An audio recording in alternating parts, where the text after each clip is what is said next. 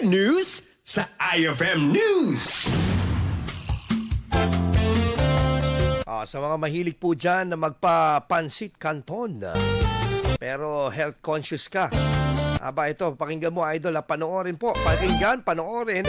Ito pong pansit canton na gawa sa kalabasa at malunggay. Inilunsad po sa bayan po ng Umingan, Pangasinan. Ikwento mo ang good news na yan, idol Tita Ronnie. Pampahaba ng buhay, iyan ang ating impresyon tuwing may pansit sa bawat handaan. Kaya sa Umingan, level up ang pansit canton o veggie noodles mula sa kalabasa at malunggay. Inilansad kamakailan ng Umingan Rural Improvement Club ang dalawang masustansyang bersyon ng pansit canton.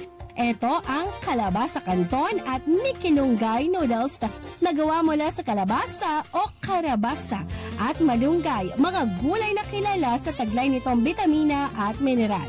Layunin nito mapataas ang antas ng nutrisyon ng pansit habang pinapanatili ang paboritong lasa at makatulong sa mga batang pihikan pagdating sa gulay. Maaaring piliin ni nanay ang tradisyonal na pansit na tuyo gamit ang kalabasa canton o kung ang nais ay may sabaw, maaaring ihain ang nikilunggay. Bukod sa kalusugan, inaasahang magbubukas din ito ng mas maraming oportunidad sa kabuhayan, lalo na sa aspeto ng sustainable livelihood at lokal na inobasyon sa agrikultura. Ang proyekto ay patunay na sa simpleng pagkain gaya ng pansit, maaaring magkaroon hindi lamang ng mahabang buhay kundi isang masiglang komunidad.